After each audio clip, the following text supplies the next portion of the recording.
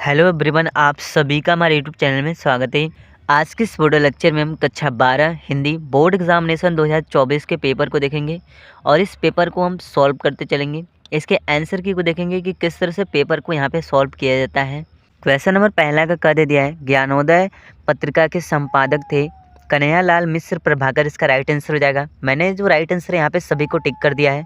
Question number ख दे दिया है, त्रिवेदी युग के लेखक हैं अध्यापक पूर्ण सिंह। इसका राइट आंसर हो जाएगा। क्वेश्चन नंबर ग दे दिया है, ध्रुव स्वामिनी किस विधा की रचना है? नाटक। इसका राइट आंसर हो जाएगा। क्वेश्चन नंबर घ दे दिया है, विकलांग श्रद्धा का दौर निबंध संग्रह के लेखक हैं हरिशंकर परसाई। इसका राइट आंसर हो जाएगा। क्वेश्चन नंबर अंग दे दिया है, हिंदी के प्रथम डायरी लेखक हैं नरदेव शास्त्री। इसका राइट आंसर हो जाएगा। क्वेश्चन नंबर दूसरा का क दे दिया है, भारतेंदु युगीन कवि है प्रताप नारायण मिश्र। इसका राइट आंसर हो जाएगा। क्वेश्चन नंबर ख दे दिया है, छायावाद युग की कृति है कामायनी। इसका राइट आंसर हो जाएगा।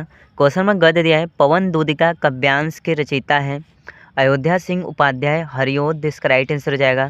क्वेश्चन नंबर घ दे दिया है, प्रयोगवाद की प्रमुख विशेषता नहीं है व्यक्तिवाद। इसका राइट आंसर हो जाएगा। क्वेश्चन नंबर अंग दे दिया है, समन्वय पत्रिका के संपादक रहे हैं सूर्यकांत त्रिपाठी निराला। इसका राइट आंसर हो जाएगा। क्वेश्चन नंबर 3 में आएंगे तो यहाँ पे गद्यांश पर आधारित एक पैसेज देता है 10 नंबर के जो पैसेज होते हैं और इसी पैसेज में से क्वेश्चन आंसर यहाँ पे पूछे जाते हैं।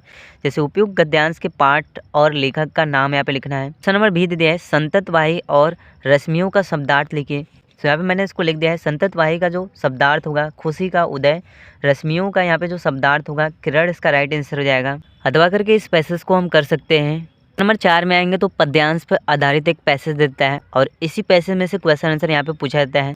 जैसे पॉइंट नंबर 4 वाला दे दिया है, अवसाद और सम्मोहन शब्दों के अर्थ लिखिए। अवसाद का जो अर्थ होता है वो होता है उदासी, सम्मोहन का जो अर्थ होता है मोहित करना। इसका राइट आंसर हो जाएगा। अथवा करके इस पद्यांश को हम कर सकते हैं। पॉइंट नंबर 4 दे दिया है, भागनी और कीचक के शब्दार्थ लिखिए। भागनी का जो शब्दार्थ होता है बहन, कीचक का जो शब्दार्थ होता है सुराखदार बांस। इसका राइट आंसर हो जाएगा। पॉइंट नंबर 5 दिया है, वेडुसा शब्द में प्रयुक्त अलंकार है उपमा अलंकार। इसका राइट आंसर हो जाएगा। इसके बाद क्वेश्चन नंबर 5 में आएंगे तो निम्नलिखित में से किसी एक लेखक का साहित्यिक परिचय देते हुए उनकी प्रमुख रचनाओं का यहाँ पे हमें उल्लेख करना है। अधिकतम सीमा 80 शब्द होनी चाहिए। जैसे पहला यहाँ पे दे दिया है, कन्हैयालाल मिश्र प्रभाकर 29 मई 1906 ईस्वी को इनका जन्म हुआ था। 9 मई 1995 ईस्वी में इनका मृत्यु हुआ था। हरिशंकर परसाई 22 अगस्त 1992 ईस्वी में इनका जन्म हुआ था। 10 अगस्त 1995 ईस्वी में इनकी मृत्यु हुई थी। प्रोजी सुंदर रेड्डी 10 अप्रैल 1919 ईस्वी में इनका जन्म हुआ था। 30 मार्च 2005 ईस्वी को इनकी मृत्यु हुई थी। इसके बाद में दे दिया है, निम्नलिखित में से किसी एक कवि का साहित्यिक परिचय देते हुए उनकी प्रमुख रचनाओं का उल्लेख कीजिए। अधिकतम सीमा 80 शब्द होनी चाहिए। पहला दे दिया है, महादेवी वर्मा का जन्म 26 मार्च 1907 ईस्वी को हुआ था। 11 सितंबर 1987 ईस्वी की इनकी मृत्यु हुई थी। दूसरा दे दिया है, मैथिली शरण गुप्त का जन्म 1886 ईस्वी में हुआ था। इनकी मृत्यु 1964 ईस्वी में हुई थी। अयोध्या सिंह उपाध्याय हरिओद का जन्म 1865 ईस्वी में हुआ था और इनकी मृत्यु 1947 ईस्वी में हुई थी। नंबर 6 में आएंगे तो लाठी अथवा पंचलाइट कहानी का सारांश अपने शब्दों में यहाँ पे लिखना है। अधिकतम सीमा 80 शब्द होनी चाहिए। अथवा करके इस क्वेश्चन को हम कर सकते हैं। क्वेश्चन नंबर 7 में आएंगे तो स्वपठित खंड काव्य के आधार पर किसी एक खंड के यहाँ पे प्रश्न का हमें उत्तर देना होता है। 5 नंबर के जो क्वेश्चन से पूछे गए हैं अपने पठन पाठन के अनुसार इसका आंसर हम दे सकते हैं। क्वेश्चन नंबर 8 में आएंगे तो दिए गए संस्कृत गद्यांशों में से किसी एक का संदर्भ हिंदी में अनुवाद करना है। 7 नंबर के जो गद्यांश से पूछे गए हैं दवा करके इस गद्यांश को हम कर सकते हैं। नंबर ख में आएंगे तो दिए गए श्लोकों में से किसी एक का संदर्भ हिंदी में अनुवाद करना है। 7 नंबर के जो क्वेश्चन से यहाँ पे पूछे गए। क्वेश्चन नंबर 9 में आएंगे तो किसी एक का यहाँ पे मुहावरों का यहाँ पे हमें अर्थ लिखकर वाक्यों में प्रयोग करना है।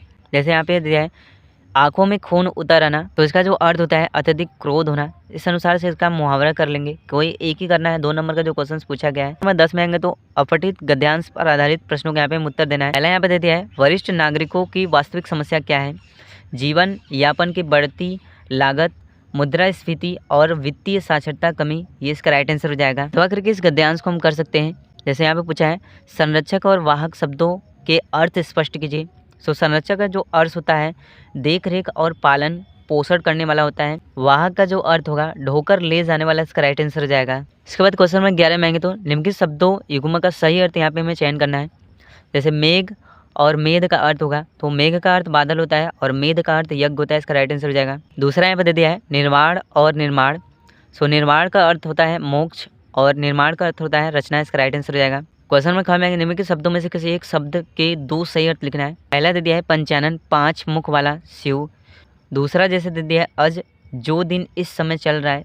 अर्थात इसका जो अर्थ होगा इस दिन। शर्मा ग में आएंगे निम्नलिखित वाक्यांशों के लिए सही शब्द का चयन करना है।